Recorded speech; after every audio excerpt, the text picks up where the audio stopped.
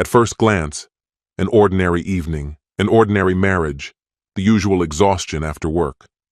But sometimes, destruction doesn't begin with betrayal, but with what's left unsaid. A single look, a single name spoken too cautiously, can awaken what has long slept beneath the mask of familiar love. Tension hangs in the air, as if someone quietly opened the door to the past, and it walked in without knocking. There are no heroes here, only people entangled in memories, resentments, and bitter comparisons.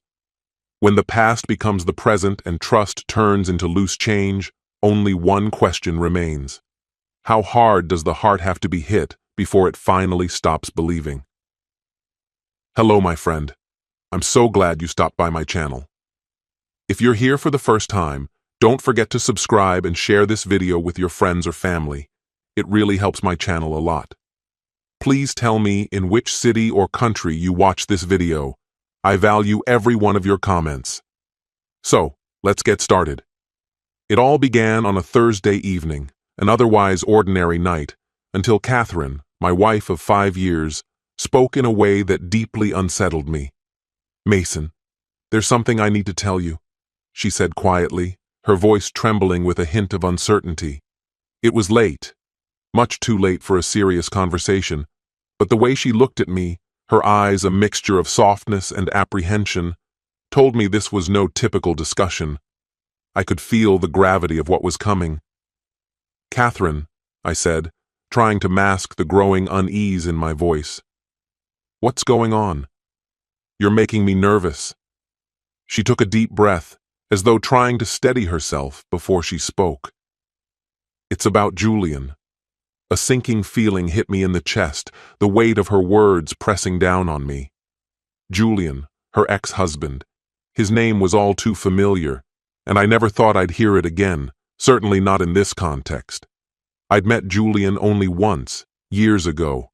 He was a man of considerable wealth, his success far beyond anything I could ever dream of. When they were married, he spoiled her with lavish gifts, but there was always something unsettling about him, something in the way he still seemed to exert influence over her that I couldn't shake. "What about Julian?"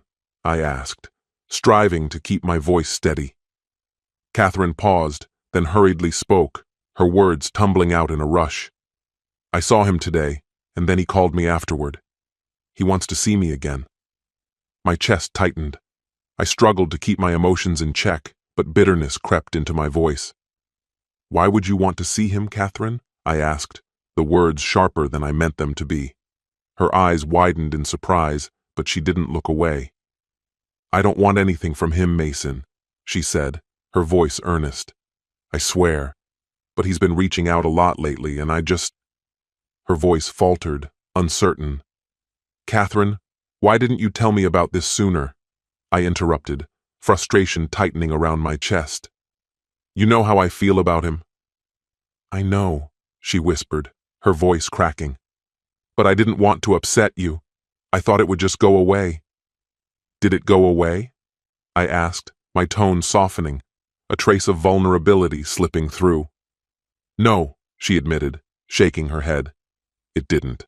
I leaned back in my chair, trying to digest everything she had just said. My world felt as if it had tilted on its axis. My mind raced, but I forced myself to maintain a calm exterior. "So, what now?" I asked, the words barely escaping my lips. "I don't know," she replied, her voice trailing off. There was a long silence, the uncertainty in her eyes only deepening my own sense of unease. Catherine had always been open with me, so why was she so distant now? Why hadn't she told me about Julian's contact earlier? "I just don't know what to do, Mason," she said, meeting my gaze at last. "I'm not going back to him, but I can't shake the feeling that he won't leave me alone." I swallowed hard, forcing my voice to remain steady. "So, what do you want me to do?" Catherine bit her lip, staring down at her hands. "I don't know, but I need you to trust me. I don't want anything to do with Julian. Please, you have to believe that." I wanted to believe her. I really did. But something deep inside me gnawed at me, a sense that this wasn't just some innocent conversation. There was something more going on, something I wasn't ready to confront. In the days that followed, my suspicions only deepened. Small things, subtle signs, seemed to add weight to the gnawing feeling in my gut. Then came the argument that, looking back, marked the turning point. After a long, exhausting day at work, I came home, hoping for a quiet evening and a nice meal to unwind. But instead, I found Catherine at the kitchen table, absorbed in her phone, takeout containers scattered across the counter. I couldn't hold it in anymore. "You know," I said, my voice tired, "I'd really appreciate it if you cooked dinner once in a while." Catherine didn't even glance up. "Oh, honey, I'm sorry. I've just been busy." "Busy?" I repeated, frustration creeping into my tone. "Busy doing what? Scrolling through Instagram? Watching reality TV?" "You've been home all day," I added, my voice sharp. She finally looked up, setting her phone aside. I was researching new interior design ideas for the living room. "Right?" I said, sarcasm dripping from my words. "Because that's definitely more important than, I don't know, feeding your husband after a long day of work." The room seemed to grow colder, despite no actual change in temperature. Catherine straightened in her chair, now defensive. "You know, Mason, I work too. I work hard to keep this house running smoothly. I make sure you always have clean clothes and a comfortable home to come back to." I couldn't help but scoff. Running smoothly? By ordering takeout every other night and leaving the dishes in the sink? Her eyes narrowed, her voice rising. "Don't be ridiculous. I do more than just sit around all day. I take care of you. I make sure you look good. I keep you happy." "You keep me happy?" I asked, incredulity lacing my words. I couldn't help the bitter laugh that escaped, the sound slipping from me before I could stop it. Was this the reality I now had to face? She never missed a chance to remind me of the money I brought home, as if I should be grateful for the little she deemed me worthy of. Her expression tightened. "You know, if you made what Julian does, I wouldn't have to worry about fixing dinner," she said coolly. I leaned back in my chair, arms folded across my chest, fixing my gaze on her. "Oh, really?" I said, sarcasm dripping from my words. "Is that what this is now? Julian again?" Catherine's face faltered, the shift brief, almost imperceptible, before she regained her composure. "I didn't mean it like that," she said quickly. "Of course you didn't," I shot back, my voice dripping with disdain. "It was just a slip, like it always is when we fight. Julian always manages to sneak in somehow, as if he's still here, like he never left." I spat, my bitterness clear in every syllable. "Stop twisting my words, Mason," she snapped, her voice defensive. "You know that's not what I meant." I sat up straight, the edge in my voice matching the heat rising within me. "But that's exactly what it sounds like, isn't it? Every argument, you drag him up like he's the measure by which I fail as a husband." Catherine stood abruptly, arms crossed. "I never said you were failing." "You don't need to," I fired back, my frustration boiling over. "It's in every single comment about what Julian used to do, buying you expensive gifts, earning 6 figures, and now this? Telling me I'm not making enough to get a home-cooked meal? Do you hear yourself?" She opened her mouth, but no words came out. For a fleeting moment, I saw something soften in her eyes, perhaps a glimmer of understanding about how hurtful her words had been. But it was gone just as quickly, replaced by her usual defensive stance. "You're overreacting," she said dismissively. "I was frustrated, that's all. You came home in a bad mood and we ended up fighting about dinner." "Overreacting?" I almost laughed, though it was anything but amused. "I work all day, every day, so you can have everything you want. And when I come home, I expect a decent meal, not some overpriced takeout. How is that unreasonable?" The silence that followed felt suffocating, thick with all the words we'd left unsaid. The tension hung in the air, unspoken and growing with every passing second. We said nothing more that evening. I didn't want to be angry. didn't want this constant tension between us. But it felt like we were stuck in an endless loop, the rift in our marriage widening with every argument, with every silence that followed. Cracks that we had been ignoring were now impossible to overlook. Catherine retreated to the bedroom, slamming the door behind her. I sat there, staring at the empty counter. It wasn't just about the dinner. It was everything. The things we never said, the things we swept away. A bitter aftertaste lingered as I sat alone in the kitchen. What were we even fighting for anymore? The next morning, I woke up to an empty bed. Catherine was gone. Normally, I'd find her downstairs, humming quietly as she made coffee. But today, the house felt unnervingly still. I went downstairs and found a hastily written note on the kitchen table. I'm sorry. I'll be back late. C. Late? What did that even mean? Was she going to her sister's place? The thought made a cold knot tighten in my stomach. The day dragged on, everything blurring into a haze of meaningless meetings and unanswered emails. My mind kept returning to the argument, the biting words, the accusations that stung like fresh wounds. When I finally got home, the house was dark. Catherine still wasn't there. I called her, but it went straight to voicemail. Panic started creeping in. Where was she? Was she okay? Maybe she'd gone to her parents'. I called them, but they hadn't heard from her either. The hours crawled by, each one more unbearable than the last. I paced the living room, my mind spinning with worst-case scenarios. Finally, around midnight, my phone rang. It was Catherine.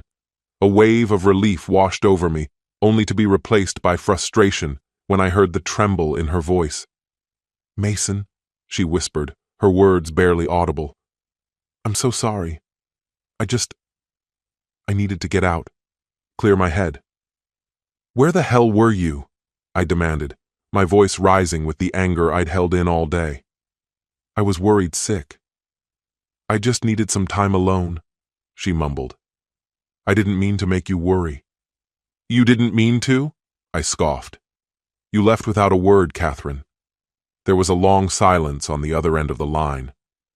"I'll be home soon," she said finally, her tone sharp and defensive. I didn't respond. The silence stretched out. I hung up, my mind clouded with frustration and confusion. 30 minutes later, the front door creaked open. I turned to see her walking in, avoiding my gaze. "I'm going to stay at my sister's for a few days," she said, her voice distant and cold. "I just need space." I stared at her, unable to find words. She moved methodically, packing her things with a sense of routine, as if none of this was out of the ordinary.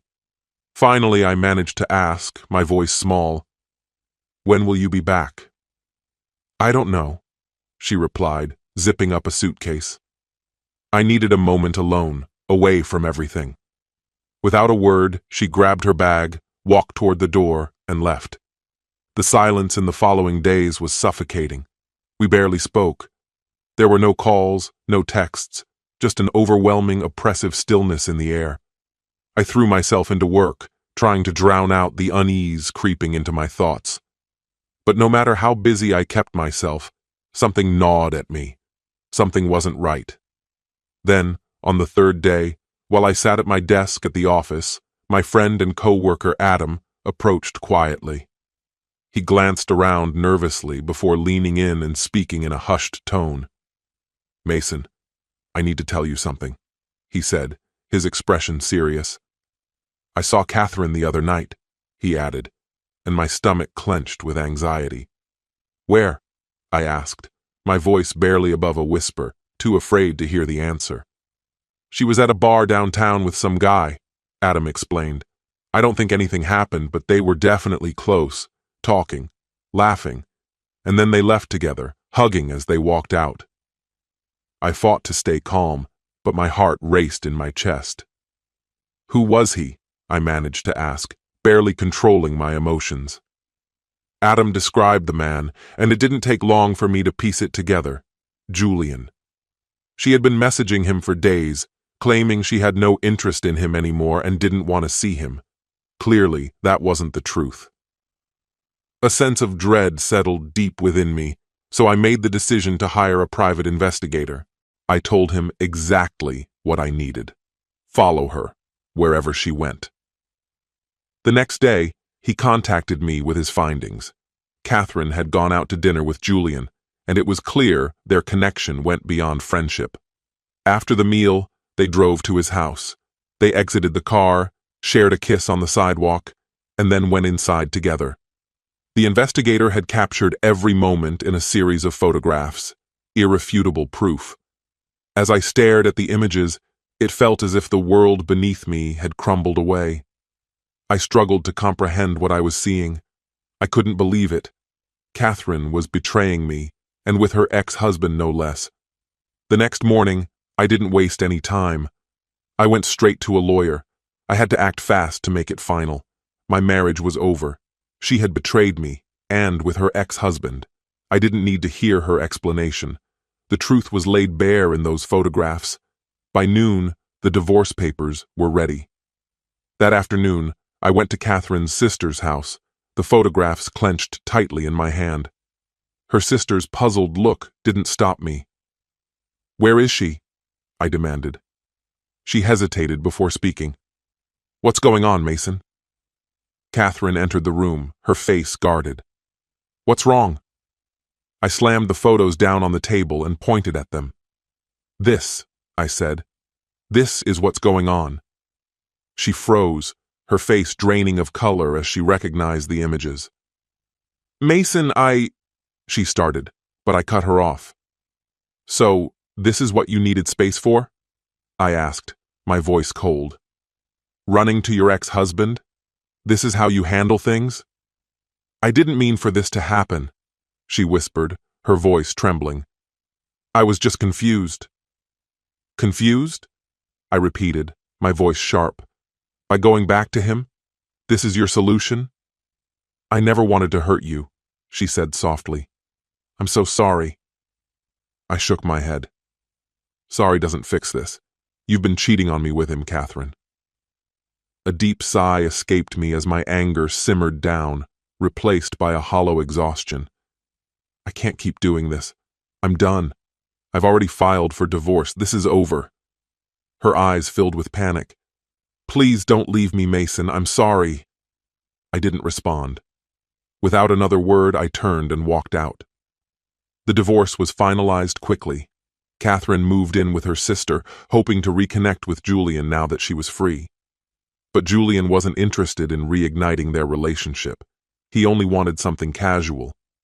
Realizing she had lost everything, Catherine came back to me, asking for forgiveness. "I made a mistake," she said, her eyes filled with tears. "Please, Mason, can we start over?" But I had already moved on. "I've made peace with everything, Catherine," I told her, "but I can't go back. I deserve better." With that, she left, taking the last remnants of our broken marriage with her, and I closed the door on that chapter of my life for good, ready to face whatever the future held. This story has come to an end. What's your opinion? Share it in the comments, my friend. And if you like this story, check out other exciting videos on my channel. I'll say goodbye until the next video. See you. His life seemed calm and predictable. A hometown he knew by heart, a family-run business, and a fiancée his parents adored. Everything was going according to plan, until it became clear that one of them was building a future, while the other was preparing for a double life. 2 words, spoken just 2 weeks before the wedding, brought it all crashing down. Trust, plans, illusions. And it wasn't betrayal in the usual sense. It was a proposal so chilling, it erased the very meaning of loyalty. Sometimes to save yourself, you have to lose everything, especially when that everything turns out to be nothing like what you thought. Hello, my friend. I'm so glad you stopped by my channel. If you're here for the first time, don't forget to subscribe and share this video with your friends or family. It really helps my channel a lot. Please tell me in which city or country you watched this video. I value every one of your comments. So, let's get started. I'm 28 years old and run a small hardware shop in the town where I grew up. Up until recently, I thought my life was pretty straightforward. As the youngest of several siblings, most of whom now have families of their own, I always tried to be the responsible one, helping my parents, holding down a steady job, and staying far away from unnecessary drama. But everything unraveled so badly lately that I feel like I have no choice but to tell the full story. I had been engaged for about a year to my fiancée, a 26-year-old woman. We first crossed paths at a bar through some friends we both knew. She had this magnetic energy, was incredibly easy to talk to, and from the very beginning, it just felt natural between us. Eventually, we decided to move in together. Though I noticed a few minor warning signs, like her frequent explosive fights with her parents over trivial things, I dismissed them. I figured every family had its ups and downs. At the time, it didn't seem like anything serious. After a while, I proposed, and everyone around us was thrilled. Both of our families immediately dove into full-blown wedding preparations, booking the venue, choosing flower arrangements, sending out invitations, you name it. Everything seemed to be on track until 2 weeks before the wedding.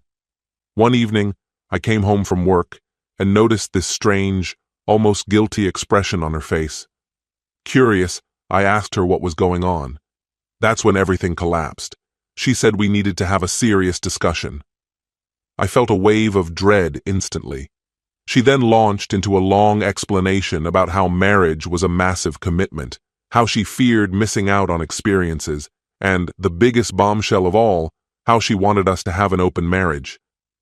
She talked about it as if it was the most logical, reasonable idea imaginable, almost like I should be thanking her for being so honest. I was completely blindsided. We were just days away from getting married, and now she was telling me she wanted to hook up with other men while still being my wife. I asked her if this was some kind of sick prank, but she was completely serious. She tried pitching it like it was a modern way to keep things exciting between us. I made it immediately clear that I wanted no part of it. She got defensive, accusing me of being old-fashioned and close-minded. She attempted to frame it like she was being considerate by bringing it up now, rather than blindsiding me after the wedding. But to me, it only proved that she had clearly been thinking about this for a long time and had chosen the absolute worst moment to drop it on me. We argued. That night I ended up sleeping in the spare bedroom, and for the next few days, we barely spoke, except for her dropping constant hints trying to sway me. She kept throwing out lines like, "Tons of couples do this," or "You should be glad I'm not hiding it from you, and we can set clear boundaries so nobody gets hurt." No matter how she spun it, I couldn't wrap my head around the fact that she genuinely thought I'd ever agree to this. By the end of that miserable week, I knew without a doubt that I couldn't go through with the wedding. If I gave in, I would lose respect for myself. It became obvious to me that standing firm, even if it meant ending everything, was my only option, and I found peace with that decision. I sat my parents down and told them everything. My mom was devastated. My dad looked disappointed, but made it very clear that my happiness came first. They understood that we would lose a lot of money on all the non-refundable deposits, but they didn't care. My mom was heartbroken about all the time and effort wasted on planning, but she agreed it was far better to call things off now than to end up trapped in a doomed marriage. We decided we needed to sit down with her parents and explain everything. That meeting turned into a complete disaster. Her dad was pacing the room, furious and demanding answers. Her mom looked anxious, but wore a smug expression, like she had already bought into her daughter's side of the story. The moment I said, "I'm calling off the wedding because she asked for an open relationship," all hell broke loose. Her father exploded, shouting that I was blowing everything way out of proportion. Her mother jumped in, insisting that I just didn't understand modern relationships and was being closed-minded. My mom tried to keep things civil, calmly stating, "This isn't what our son signed up for," while my dad was more blunt, telling them outright that we weren't paying another cent toward the wedding. Her father even had the nerve to threaten to sue me for breach of promise or something equally ridiculous. My dad just laughed in his face, wishing him good luck with that. Meanwhile, My fiancée started sobbing, accusing me of humiliating her in front of everyone. She insisted that I was overreacting to something minor and that she was simply being honest about her needs. I told her plainly, her needs were ones I couldn't and wouldn't meet. I added that if she had realized this about herself earlier, she should have said something long before we invested so much money, time, and effort into a wedding. My parents and I walked out while her father was still yelling at her, blaming her for ruining everything. The next day, she texted asking if we could meet up privately. I agreed. During that conversation, she offered a weak apology for how everything had unfolded, but she stood firm on the idea that wanting an open marriage wasn't a big deal, and accused me again of being controlling and possessive. That was the final nail in the coffin for me. I told her I was completely done. I canceled every single vendor we had booked and started personally reaching out to guests to inform them that the wedding was off. It was utterly brutal having to explain everything. Most people politely asked why, and I gave them a softened version of the story. But my close friends heard the truth. She wanted an open relationship, and I wasn't willing to accept that. Her family went absolutely nuts. Her mother even started posting vague accusations on social media, implying that I was the one with unusual demands, and that her daughter had canceled the wedding to protect her dignity. I was beyond livid. Luckily, I had saved every text conversation. She had spelled everything out plainly, so I let one of our mutual friends leak screenshots in a group chat. Everyone was stunned when they saw that she had explicitly stated she wanted the freedom to sleep with other men while staying married to me. Her mother tried to claim I had violated her daughter's privacy, but at that point, I didn't care. They were actively lying about me, and I wasn't going to just sit back and take it. The fallout was a complete nightmare. I lost a ton of money on deposits I couldn't get back and had to endure the painful process of informing vendors that the wedding was canceled. After being off the grid for several days, my ex-fiancée reappeared by organizing a post-wedding brunch at a nearby country club, a thinly veiled attempt to host a sympathy event for herself. She brought in mutual friends and a few family members, seemingly desperate to salvage her public image. Once I caught wind of it, I decided to make an uninvited appearance. The moment I entered the venue, her mother rushed over and demanded I leave, but I refused. Raising my voice enough for everyone at the gathering to hear, I announced, "I know you're all here to support her, but you deserve the real story." I explained that just 2 weeks before the wedding, she had blindsided me with the idea of opening our relationship, and I had called off the entire thing because that wasn't what I had agreed to marry into. Her father immediately grew furious, accusing me of disrespecting their family. Calmly but firmly, I replied, "Your daughter and wife publicly lied about me. I'm here simply to tell the truth." My ex was visibly mortified, and I added that I had the evidence, text messages, available if anyone wanted to see for themselves. Without waiting for more drama, I turned and left. Not long after, several attendees reached out privately to apologize, admitting they had initially believed her side of the story. My dad told me he was proud that I stood my ground instead of letting them ruin my reputation. In the following weeks, I packed up my belongings, moved out of our shared place, and made sure my name was removed from the lease. Thankfully, we hadn't merged any finances, so at least that part was easy to disentangle. She made one last attempt to reach me through my best friend, trying to plant the idea that we could reconcile one day. He just laughed in her face and told her it would never happen.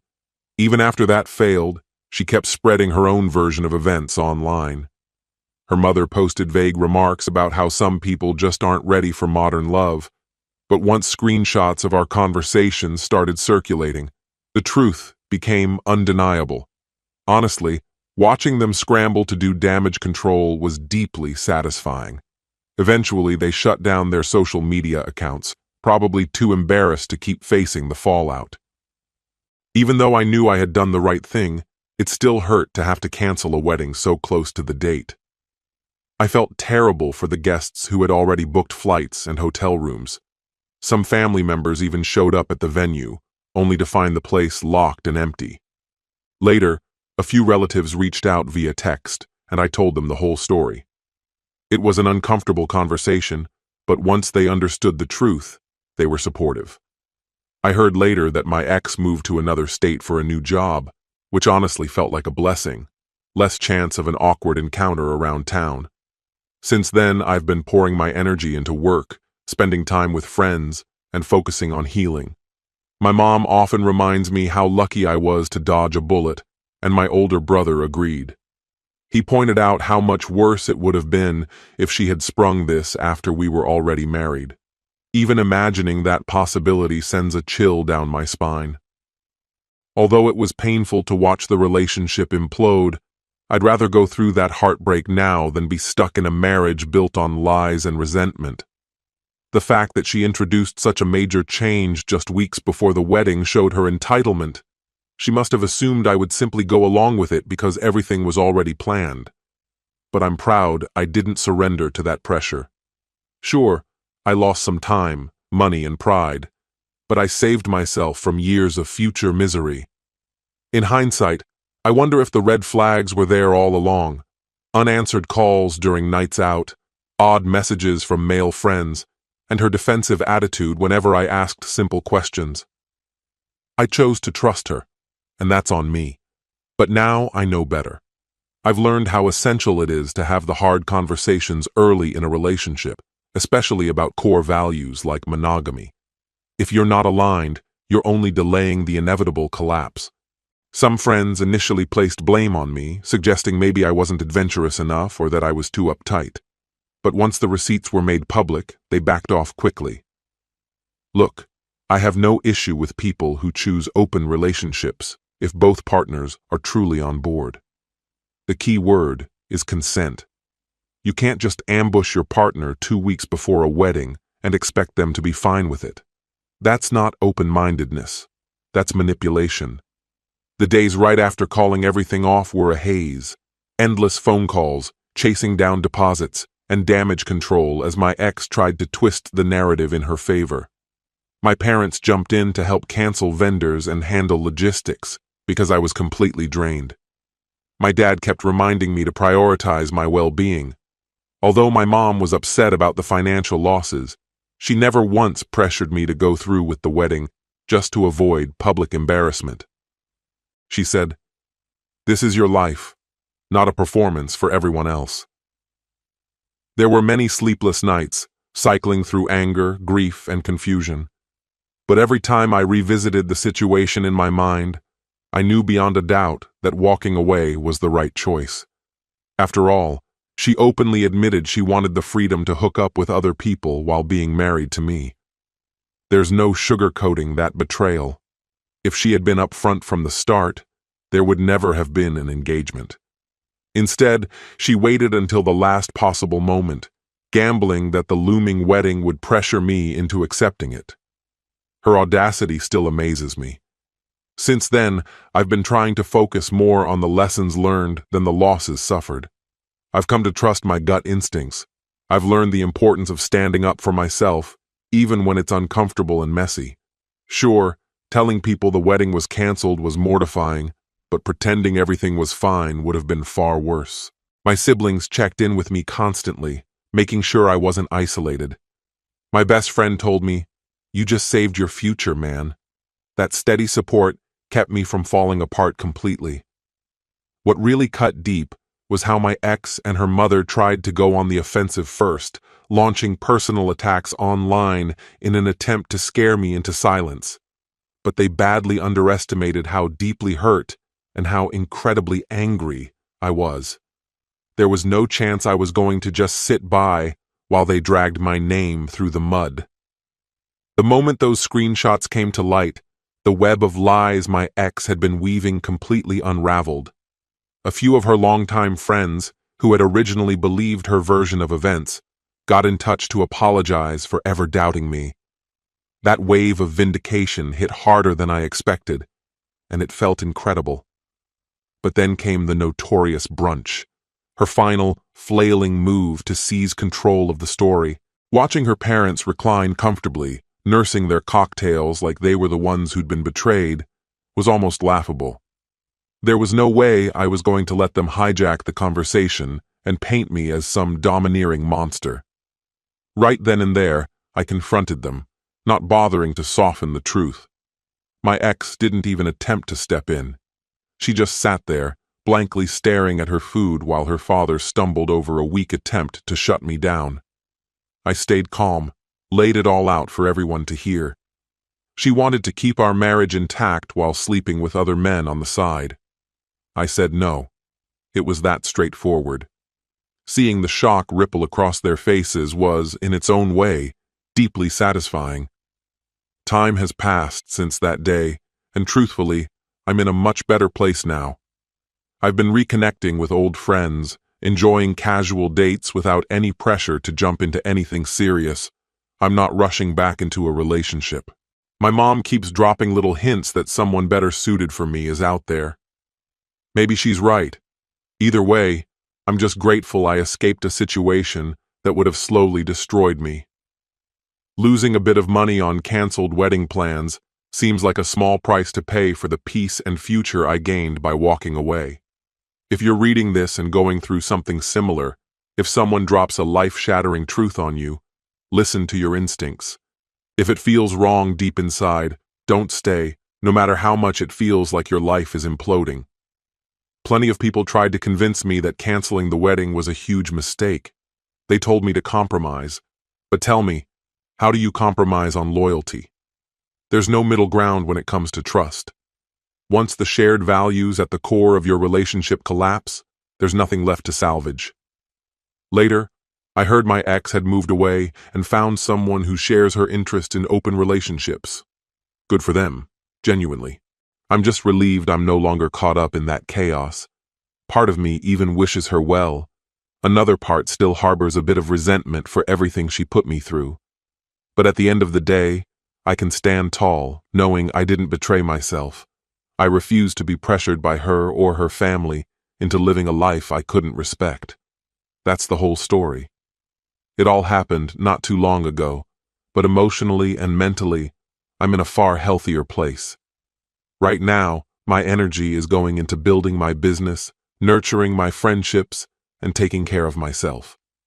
Maybe one day, I'll be able to laugh about how narrowly I avoided marrying someone with such a radically different idea of commitment. At the moment, there's still a trace of bitterness. But mostly, I just feel grateful I uncovered the truth when I did. If you ever find yourself in a similar situation, don't let fear of embarrassment trap you. Stand your ground. You'll thank yourself later. I know I do. This story has come to an end. What's your opinion? Share it in the comments, my friend. And if you liked this story, check out other exciting videos on my channel. I'll say goodbye until the next video. See you.